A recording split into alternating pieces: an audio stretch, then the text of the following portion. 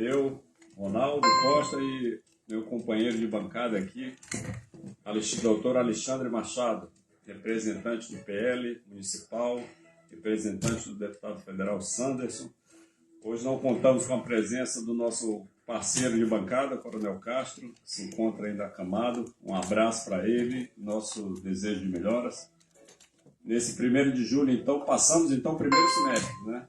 E vamos aí com fé para esse segundo semestre, porque temos uma luta árdua aí no cenário nacional e nós vamos tentar mais uma vez aqui trazer, com o apoio dos nossos patrocinadores, a análise dos fatos aí da semana, no âmbito municipal, estadual e principalmente nacional, e até alguma coisa, de repente, do cenário internacional a respeito da política, sempre sobre a ótica da direita conservadora. Um forte abraço aos ouvintes, especialmente ao Valtério, que deve estar nos ouvindo, junto da sua família, a todos os amigos. Vou passar a palavra, então, para o chefe do programa aqui, doutor Alexandre Machado. Bom dia, Alexandre. Bom dia, Ronaldo. Quero aqui, antes de mais nada, mandar um grande abraço para o meu amigo Coronel Castro. Está passando por um momento difícil aí, mas nada de muito sério. Mas que a gente dizer que a gente sente falta dele aqui no programa, ainda mais porque hoje ele é o time que está numa situação mais difícil, né? Então fica mais fácil tocar flauta no Vasco. O Mantovani só dá risada, né? Um abraço aí, Mantovani. Já estamos com a passagem do Soares comprada para os Estados Unidos, mas aí a gente vai emprestar o alemão para vocês, viu? Fiquem tranquilos, porque nós vamos substituir a altura o Soares lá. Essa semana foi bastante tumultuada.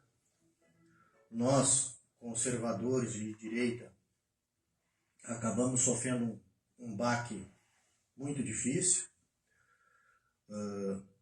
Confesso que essa semana a gente procurou interpretar bastante e estudar bastante a questão das opiniões dos juristas, as opiniões de ex-procuradores, ex-juízes, ex-desembargadores, inclusive ex-ministros do TSE, do STF, sobre toda essa situação que aconteceu e que depois a gente vai abordar com maior profundidade. Você está falando da inelegibilidade do ex-presidente Bolsonaro, Alexandre? Exatamente. Então, nós também vamos falar alguma coisa sobre o então escondido, o grande dogma criado pela direita, chamado Foro de São Paulo, que não existe, né? Teve reunião agora, mas nunca existiu. Olavo de Carvalho era louco, e quem o seguia era mais louco ainda. E agora parece que teve uma reunião, com pompa e circunstância, né? Em Brasília. Aqui em Brasília. Do Foro de São Paulo, onde também depois a gente vai debater essas questões, até porque estavam lá toda aquela turma que durante as eleições foi proibido falar que era amigo do Lula. Então, essas são questões que a gente precisa abordar, né? Porque a gente fala tanto em fake news, era fake news dizer que o então candidato Lula era amigo do Maduro, né? Era fake news dizer que o então candidato Lula era membro do Foro de São Paulo. Era fake news dizer que o presidente Lula era amigo de toda essa turma autoritária aí que chega ao poder e depois arruma artifícios para nunca mais sair. Então isso tudo a gente também quer abordar. Também vamos falar aqui rapidamente, só para dar uma satisfação com relação a alguns encaminhamentos sobre a situação da educação no município. E eu já de antemão já vou entrar aqui porque eu não pretendo me estender nesse assunto, só dizer que o edital continua, foi republicado agora após o edital da parcerização, que eles chamam, mas que nós entendemos de terceirização. Nós tivemos alguns encaminhamentos junto ao Conselho, em especial ao Ministério Público, tendo em vista que o projeto não tramitou no Conselho. E também agora existem inúmeros vícios no edital, né? Inclusive a fonte, que agora a gente ficou sabendo pela imprensa, que é o FNDE, e FNDE tem um conselho do FNDE que precisa ser consultado sobre os investimentos nessa área, que também não foi consultado. Então isso deverá provocar algumas movimentações, embora o prefeito tivesse dito no programa dessa rádio aqui que não havia mais o que discutir, que o martelo está batido. Infelizmente, quando a gente busca atalhos ilegais, a gente acaba tendo que voltar a discutir estas questões por burla, né? Em especial ao índice pessoal, que nós vimos dizendo aqui desde o início, que uma vez que está lá o artigo 18, se não me falha a memória, parágrafo 1º da Lei 101, fala, no momento que tu terceiriza serviços que existem cargos públicos, entra em outras despesas de pessoal, que é do índice pessoal. Então foi tudo, acho que, feito de forma meio atabalhoada, e agora essa discussão vai ser obrigado a vir à tona, se é que se quer fazer um processo bem elaborado, com responsabilidade, sem trazer nenhum tipo de prejuízo para a comunidade, em especial essas crianças que apareceram agora de última hora, que estão sem frequentar as cadeiras escolares, que é o que mais preocupa a gente. Mas também a gente não pode se valer do upa-upa para pegar e tocar as coisas por frente aí enfim, e não respeitar o devido processo legal, que é o que a gente mais se preocupa. Mas agora, especificamente, há outra questão que alguns ouvintes nos ligaram, e eu queria aqui ter muito cuidado nessa ponderação referente ao processo administrativo. Não dá nem para se dizer que é a CPI do vereador Fábio Pérez na Câmara de Vereadores. Eu acredito na condução dos vereadores que foram indicados para tocar esse processo. Eu particularmente estive olhando esse processo, até porque até então, a pedido do próprio vereador, realmente existem vários vícios, né, no nosso modesto entendimento, mas o que mais prega, e eu não posso aqui fugir ao que a gente vem debatendo há bastante tempo, que o mandato eletivo, ele tem que ter, guardadas as instâncias, né, todo aquele simbolismo, por exemplo, que tem uma CPI. O clamor popular, ilegalidades, essas questões. Supostas, sabe, a gente se agarrar, por exemplo, tu agarrar 1 PIX ou 2 PIX e levar isso para uma cassação, que isso é rachadinha. Não é, rachadinha é aquela coisa periódica, né? Todo mês ela vai lá, sistemática, a coação, a todas essas questões. Entendeu? Tu pegar uma pessoa que vai lá e chama atenção para não gritar, tu dizer que isso é uma atitude homofóbica, para ensejar uma cassação de um mandato, nós defendemos que tem que haver, por exemplo, mas vocês foram a favor do impeachment da Dilma. Poxa, mas a economia estava quebrada, o povo estava indignado, ela não conseguia aprovar mais nada no Congresso.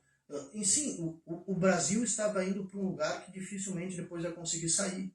Ela perdeu a governabilidade, existia clamor popular, existia clamor dentro do Congresso, e por isso aconteceu um processo de cassação. Agora a gente pegar situações pontuais, por exemplo, agora depois nós vamos entrar no mérito dessa inegibilidade do presidente Bolsonaro, a gente vê que não tem cabimento. Não tem um menor cabimento. Então, trazendo para a realidade do município, eu acho que para a gente tirar o mandato do vereador, até para não abrir precedente, porque daqui a pouco vai virar moda, né? Tu vai ali, faz um áudio e o vereador chega e diz assim, empresta R$5 aí, e aí tu vai lá e caça o cara. Eu acho que o mais importante, né, Alexandre, é o eleitor analisar bem o projeto, o histórico de cada candidato, para depois não estar... não estou falando em específico de caso de ninguém, estou falando em termos gerais, né?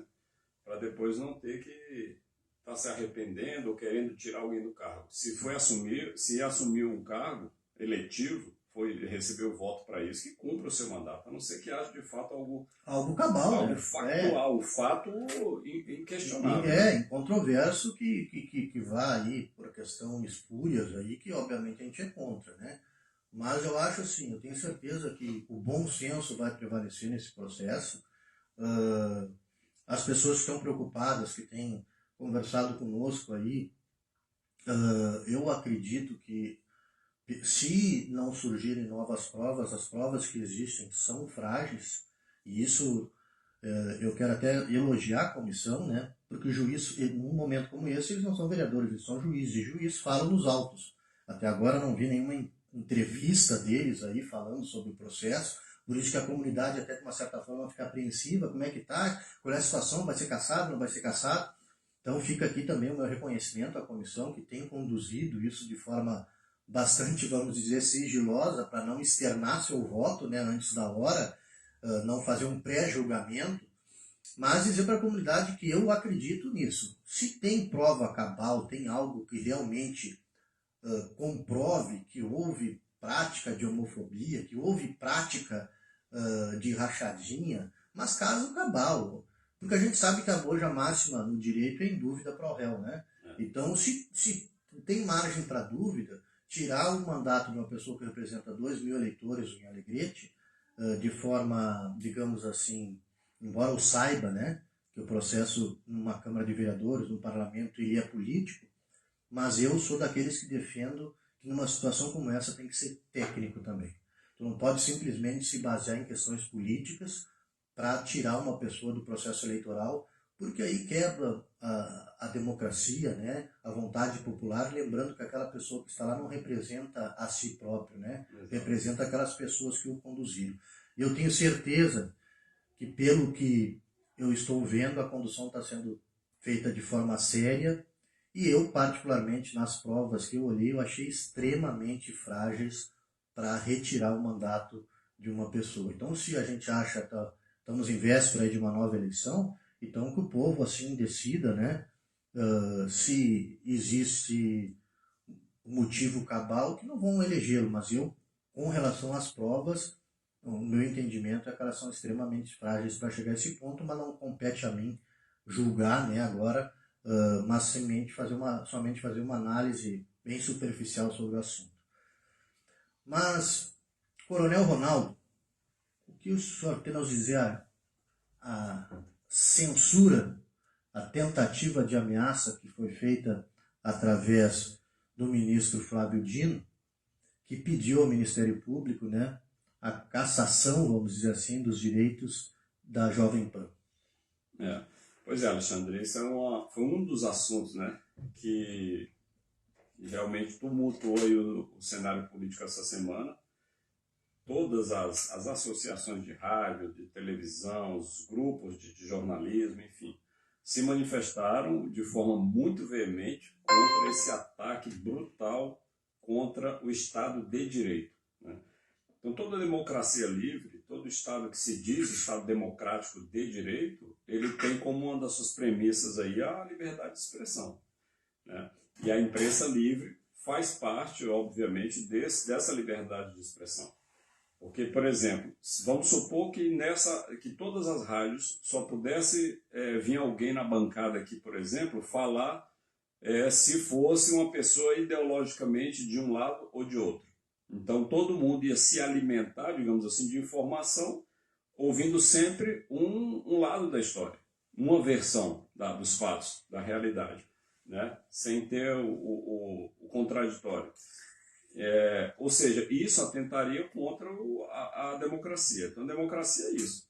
E aí, o que acontece? A Jovem Pan, que está no ar, tem concessão, porque todas as rádios e televisões elas têm a concessão do governo, né?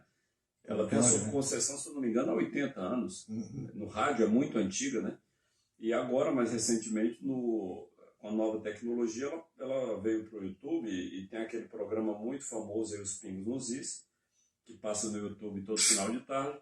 E um dos seus apresentadores, o Pavinato, ele fez um comentário associando, né, o ministro atual ministro da Justiça, o Flávio Dino, ao crime organizado. E então o ministro entrou com um pedido para que fosse suspenso o direito, a concessão da Jovem Pan. E aí 2 representantes do Ministério Público em São Paulo assinaram então essa petição, né, a favor da suspensão do direito da Jovem Pan. Então, vejamos aqui o que a gente depreende disso. Primeiro, se o Pavinato falou algo de fato que atenta contra a honra e cai, digamos assim, num daqueles no Código Penal lá contra ataque, injúria, calúnia ou difamação, então o Pavinato, a pessoa dele, poderia ser processado em relação a isso. E aí, claro, o ministro tem que provar, os dois iam discutir judicialmente, né, se tem razão ou se não tem. Mas daí o ministro, simplesmente por causa de uma colocação de um dos apresentadores do programa, querer fechar toda a rede, né, que tem milhões Na verdade, é um pretexto, né? Então, tem milhões de seguidores, de ouvintes, né, no YouTube diariamente. Então, é uma medida extrema, né, daqueles que se dizem plurais, democráticos. É inimaginável a gente esperar uma atitude dessa. Porque quem se diz, de fato, democrático e aberto ao diálogo e plural, não pode ter essas condutas alopradas aí de querer calar, de silenciar os seus opositores, né? Então, isso aí realmente repercutiu muito durante a semana. Digamos assim, toda a imprensa nacional foi muito dura na crítica em relação a essa atitude aí do ministro e do Ministério Público Federal, porque se a gente quer ainda ser uma democracia, é inimaginável ter esse cerceamento aí, esse silenciamento de uma rede de televisão, de rádio, de jornal, seja o que for, né? Então é uma medida autoritária, sim, e que todo mundo recebe isso aí com muita preocupação, né? De fato, né, a gente percebe, tem tantos outros meios de comunicação, né, que já falaram sobre isso. A própria Record trouxe um tempo atrás uma matéria bastante extensa sobre a questão das Farc, PCC, o narcotráfico em si, os movimentos de esquerda, a questão principalmente do subsidiar o Foro de São Paulo, e nem por isso foram querer fechar a Record, porque ela trouxe essa matéria, né? E ali é bem claro no programas que é a opinião dos debatedores ali, né? A Jovem Pan, automaticamente, por defender essa democracia plural, ela abre o microfone para que as pessoas falem e respondam pelos seus atos. Agora, a gente não pode se basear, simplesmente chegar e utilizar esse artifício para fechar a emissora, né? A gente pegar... Isso aí é como a gente está dizendo. Por que preocupa? A Venezuela começou assim, entendeu? Fechando aqueles meios. Hoje tem alguns casos que eu estava vendo agora no Brasil Paralelo, que eles inclusive estatizaram, virou deles, né? Eles foram lá, fecharam as portas, entraram para dentro e aí aquele meio de comunicação passou a ser do Estado, né? Então, são essas questões, e que é importante que diga, isso foi muito debatido, né? E era tudo questão de bolsonaristas, gente querendo taxar de extrema direita, Fascista, né? que ficam mentindo, que ficam falando absurdos. E agora, na prática, a gente está vendo. O Foro de São Paulo aconteceu quinta-feira, aqui no Brasil. Lá no Foro de São Paulo, o presidente disse que não fica incomodado de ser chamado de comunista. Antes era um absurdo dizer que o Lula era comunista, né, durante as eleições. E agora a gente pergunta assim, como é que fica essa decisão do então presidente do TSE, Alexandre de Moraes, que proibiu dizer que o Lula era amigo do Maduro, que o Lula defendia a Venezuela, que o Lula era companheiro do Ortega, que o Lula era membro do Foro de São Paulo? Como é que fica essa situação? Era verdade, né? E aí? O responsável pelo inquérito da fake news foi fake news? Então, isso foi tirado proveito durante as eleições. Entendeu? A verdade não pode ser dita. E a verdade está aí aos olhos de todo mundo. E o senhor Luiz Inácio já deu o recado. Ele disse que ele não vai admitir mais críticas. Em especial aos supostos aliados dele. Ou seja, eu vou perseguir, eu vou atrás, se for preciso, vou tornar inelegível, vou prender as pessoas que passarem a me criticar. E fala com a tranquilidade, assim, como se estivesse tomando uma cerveja num bar que ele gosta muito. Não tem a grita, né? A gente não vê. Cadê as pessoas, né? Aquele pessoal que assinou a Carta pela Democracia, lá na USP, lá em São Paulo, né, os artistas que falavam tanto em democracia. Parece que a gente está vivendo realmente num filme, numa distopia, né, própria assim, desses autores aí, tipo George Orwell, né, que falam lá em 1984, a gente vive num mundo meio fora da realidade. E é interessante, Alexandre, que essa questão do comunismo que a gente fala, durante as eleições, aliás, durante as eleições não, antes, muito bem antes delas, o professor Olavo de Carvalho era um dos maiores e mais ferrenhos inimigos, né, antagonistas do comunismo. E ele explicitava, ele declarava a ação do comunismo no mundo e principalmente no Brasil. E o pessoal chamava ele de louco, e todo mundo que fala em comunismo é louco, teoria da conspiração, etc. Aí ele foi um dos homens que trouxe à baila, trouxe ao debate público a situação do Foro de São Paulo. Eu gostaria de um minutinho, Alexandre, para explicar rapidamente para o nosso ouvinte, que nunca ouviu falar de repente nisso, o que é esse foro? Não é fórum. Tem um fórum, que é o local jurídico, né, onde fica a comarca, etc. Não é isso, não é fórum, é foro, F-O-R-O. Então, o Foro de São Paulo foi uma instituição criada pela esquerda latino-americana nos anos de 1990, como uma resposta à queda do Muro de Berlim lá na Alemanha. Então, a queda do Muro de Berlim, de certa forma, ela era um símbolo da queda do comunismo, porque a Alemanha, na sua capital Berlim, tinha um muro que foi construído durante a Segunda Guerra Mundial, após o término da Segunda Guerra, que a Alemanha foi fatiada, a Alemanha dos nazistas foi fatiada entre os países vencedores da guerra, e um lado ficou com a União Soviética, o outro ficou com os Estados Unidos e França, enfim. Ou seja, o lado comunista e o lado capitalista. O lado da direita, o lado oriental, era o lado comunista, o lado da União Soviética, do Stalin. E, obviamente, gerido com a maneira comunista de tocar as coisas, né? E o que acontecia? Todo mundo migrava, podia até morar no lado do direito do muro, no lado oriental, mas migrava durante o dia para o lado ocidental, para o lado esquerdo do muro, para trabalhar, para viver, para comprar, porque no lado do comunista de Berlim, da Alemanha, não faltava produto, faltava alimento, o pessoal não tinha liberdade, enfim, tudo aquilo que a gente sabe do comunismo.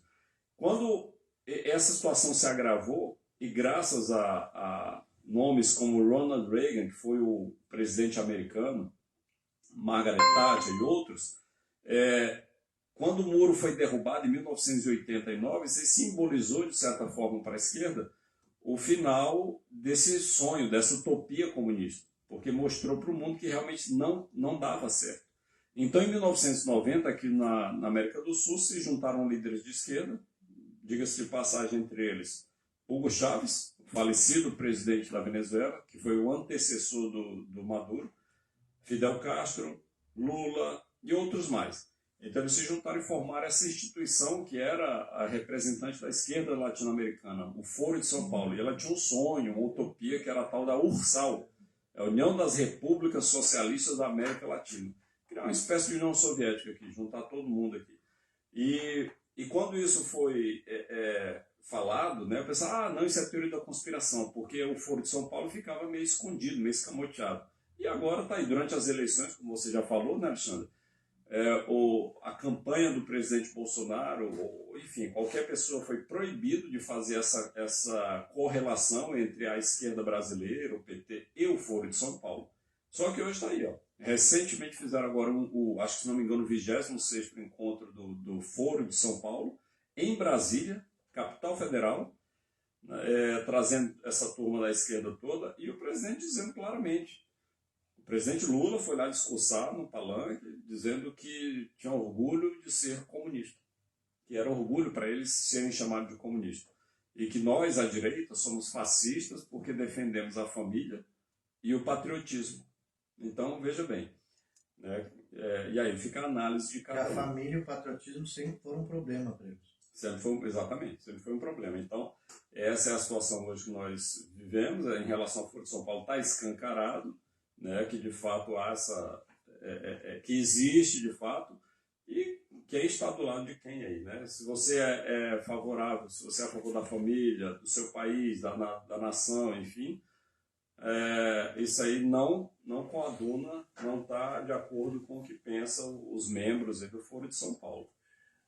Mas antes da gente entrar mais aprofundadamente nessa questão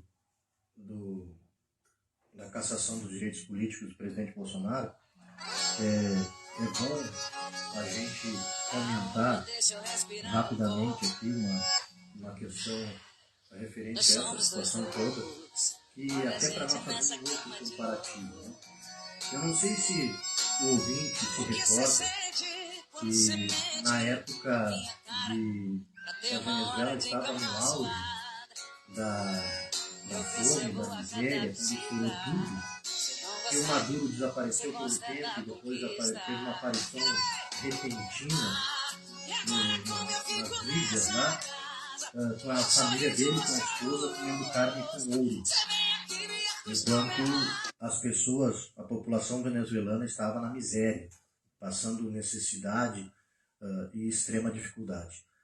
Agora, no Foro de São Paulo, ele usou esse termo para dizer: feio não é ser comunista, feio é deixar 2 milhões de pessoas passando fome. Aí, para a gente mais ou menos fazer o comparativo ao que o Maduro comia carne de ouro, o senhor presidente da República, nos primeiros 6 meses, gastou 10 milhões de reais em hospedagem. Mandou reformar um avião para aumentar e ter mais luxo, quarto dentro do avião, não sei o que mais, para poder levar mais pessoas. Gastou quase 500 mil reais no quarto, com travesseiros, com fios, não tantos fios e não sei o que mais.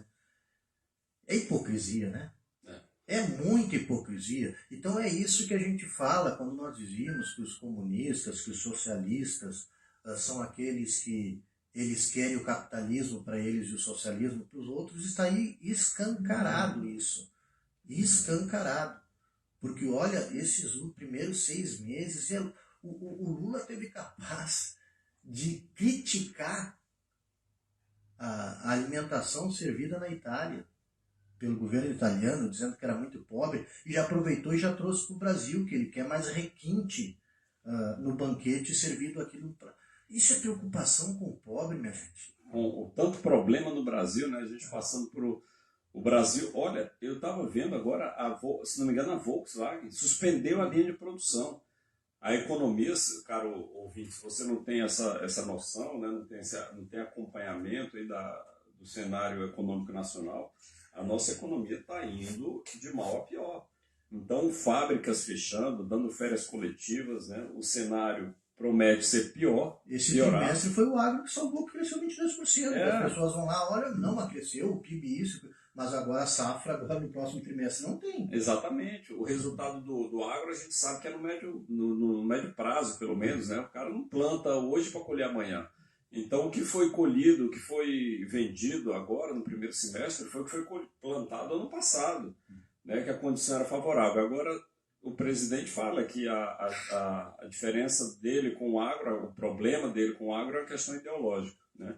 Então, se ataca o agro, mas ao mesmo tempo conta com esse agro aí trabalhando para manter a economia do país andando, né? Então, assim, o setor fabril está de mal a pior. Comércio e tudo, e quer dizer, se não tem, quem gera riqueza no país, quem é? É o empreendedor. É o homem do agro, é a fábrica, né? Porque governo não gera renda. Pelo contrário, ele só queima dinheiro, né? Estão queimando. Estão queimando. Então, cada vez mais a tendência com esse monte de ministérios, né? Quando a gente fala assim, aumentou de 22 para 30 e tantos ministérios.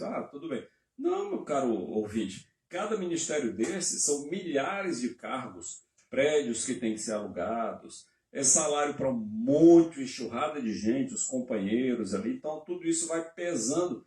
O general Mourão disse que eles fizeram um cálculo estimado, só entre aluguel e pessoal, seria em torno de 4 bilhões no ano. Imagina, 4 bilhões. Só para esse aumento, né? Fora os que já tem lá. Sim, né? Sim. fora tudo esses gastos com viagens, essa piora na perspectiva, essa Esse insegurança. conselhão que foi criado gera R$300 mil por reunião. Olha aí.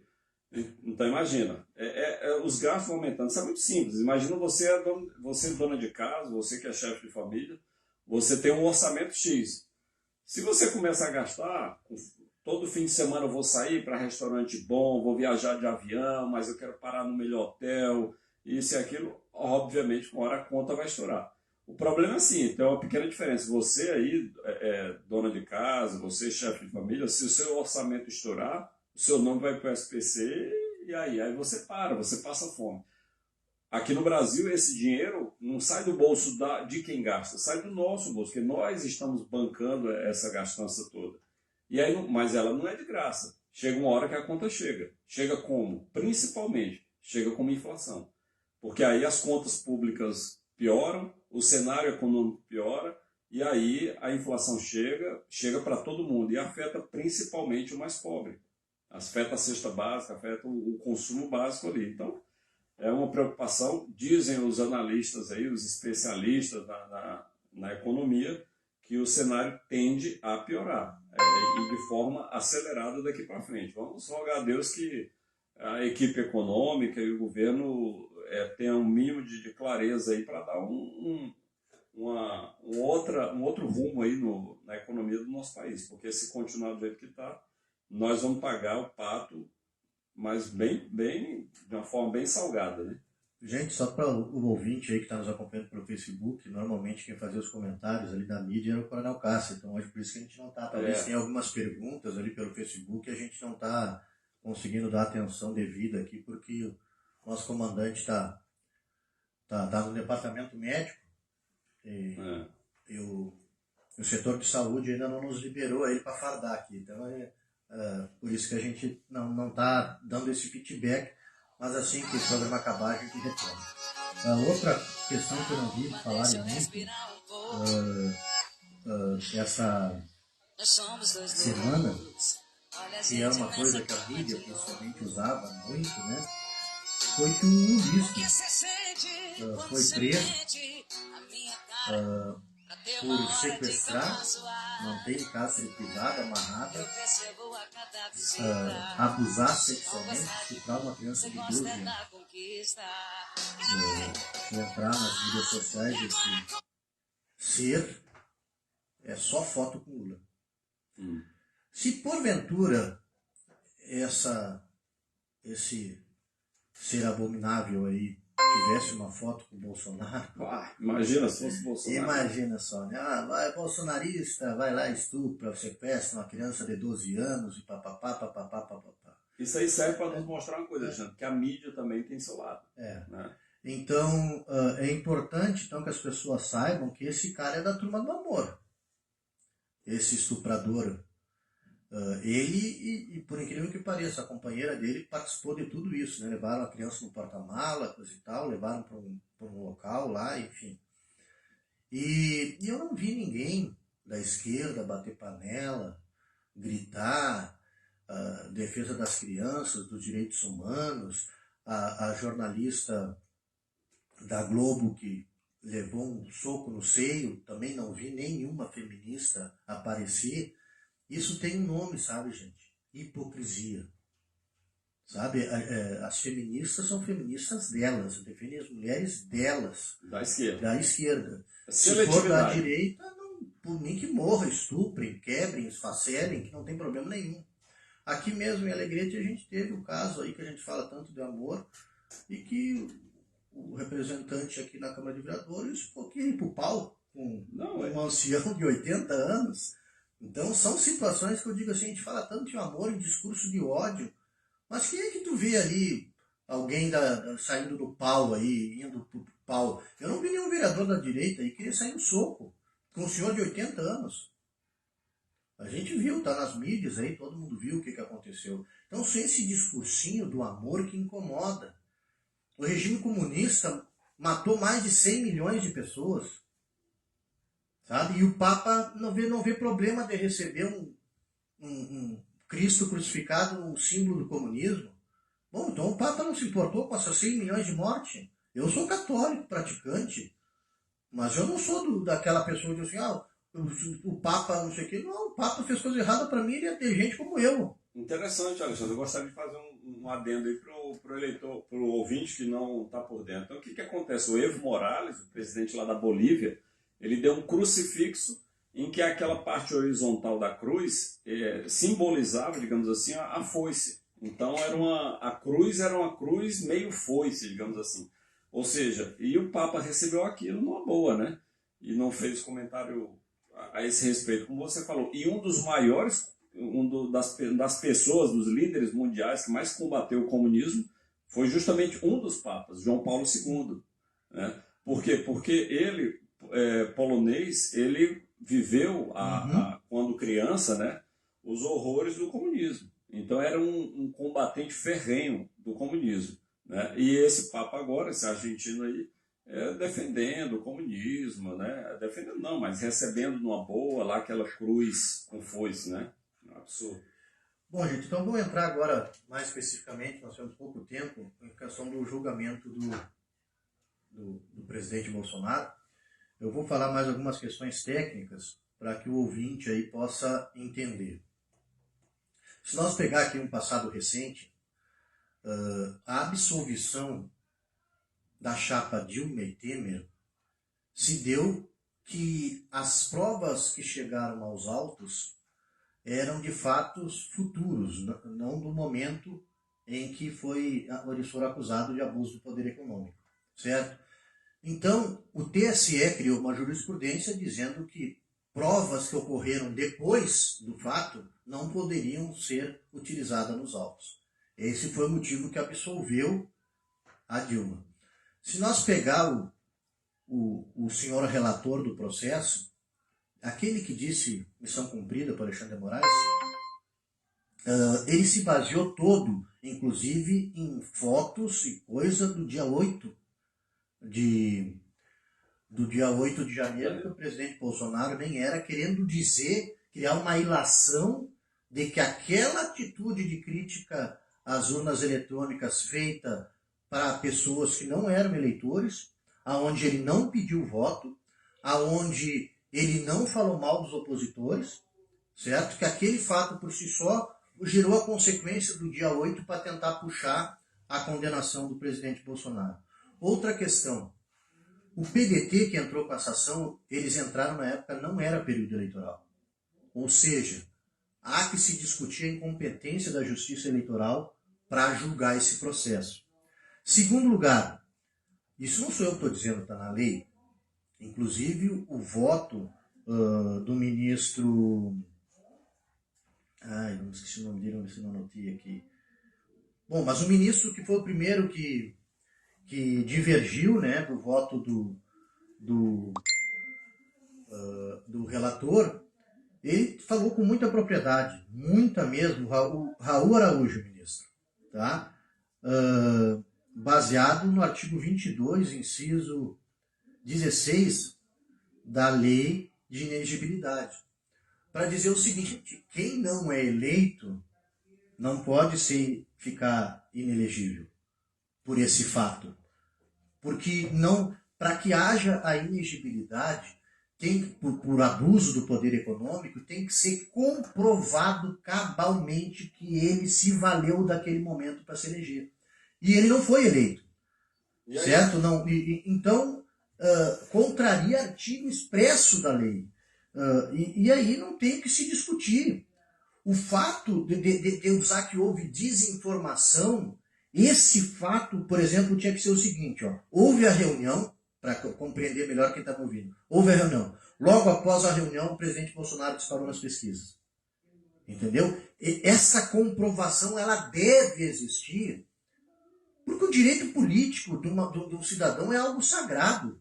Pela primeira vez na história do Brasil, a gente tem um presidente honesto, que nunca conseguiram pegar nada, que tem gente presa por supostamente ter falsificado o cartão de vacina. E agora um presidente honesto e inelegível. Escutem os senhores. O presidente Lula, que foi comprovado cabalmente que ele se valeu do cargo para pegar recurso público. Foi condenado. Daí ele foi condenado, não ficou inelegível. A Dilma foi cassada e não perdeu seus direitos políticos, contrariando mais uma vez a lei de impeachment. Então, e agora, o que mais preocupa em todo esse cenário? É uma insegurança jurídica enorme, gente. É algo que preocupa sobremaneira, porque a gente está percebendo que agora o próximo passo é tentar prender o presidente Bolsonaro para que ele não participe efetivamente das eleições. Não é só prender ele, é calar toda a oposição, porque o que fizeram com ele, o pessoal fala, não, mas agora, né, tem as outras alternativas, o Zema, o Tarcísio. Isso que fizeram com o Bolsonaro podem fazer com qualquer um. Arrumam qualquer desculpa, torna inelegível, ponto final. Então... E agora uma outra questão importante, né, gente? O próprio ministro falou que tu divergir das urnas não é crime. Até porque, se a gente pegar esse histórico, 2 vezes o Congresso aprovou lei sobre o voto impresso. Não foi algo que o Bolsonaro inventou. Desde a criação dessas urnas, essa discussão existia. Não foi uma discussão inventada por ele. O voto impresso estava em pauta.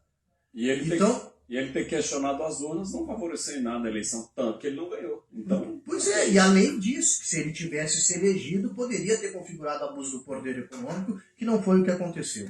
Mas assim, durante a semana nós vamos estar abordando mais esse assunto, vamos estar aprofundando mais o assunto. Infelizmente, o nosso tempo está terminando.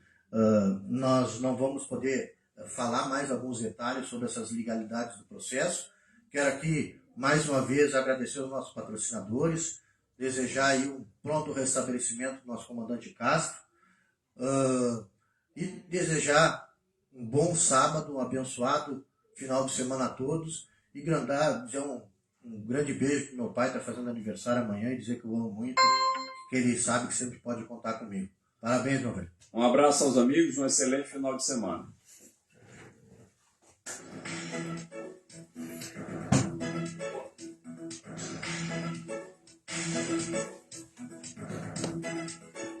Tá, sim, que é bom.